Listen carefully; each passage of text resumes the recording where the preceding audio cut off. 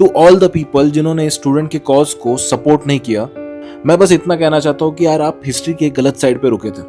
जब जब फ्यूचर में इस इवेंट को याद किया जाएगा कि कैसे एक एंटायर जनरेशन ने गवर्नमेंट से अकाउंटेबिलिटी ली, तब तब आपको उस पक्ष में देखा जाएगा जिन्होंने अकाउंटेबिलिटी इस प्रिंसिपल का विरोध किया। और मुझे गवर्नमेंट से बिल्कुल शिकायत नहीं है, क्योंकि गवर्नमेंट के कुछ कहने से पहले ही आपने सोनम वांगचुक जी को एंटी नेशनल घोषित कर दिया था। वहां बैठे जेन्युइन स्टूडेंट्स को एंटी नेशनल कह दिया था। वहां पे आके कोई रैंडम कॉमेडियन ने एक बकवास जोक कर दिया तो आपने पूरे क्राउड को एंटी हिंदू बोल दिया। इनफैक्ट गवर्नमेंट ने सोनम वांगचुक जी को या वहां पे बैठे प्रोटेस्टर्स को कभी एंटी नेशनल नहीं कहा। उल्टा गवर्नमेंट के मिनिस्टर्स ने जाके सोनम जी का फास्ट ब्रेक किया एंड इन स्टूडेंट्स की डिमांड अब पूरी कर दी। लेकिन just because of party loyalty जिस नैरेटिव को आप पुश कर रहे थे, लोगों को एफआईआर का डर दिखाना कि यार प्रोटेस्ट में मत जाओ, आप पे एफआईआर लगेगी तो जिंदगी खराब हो जाएगी, लोग इसे याद रखेंगे। लोग इस चीज को याद रखेंगे कि कैसे आप अकाउंटेबिलिटी जैसे बेसिक प्रिंसिपल के खिलाफ थे।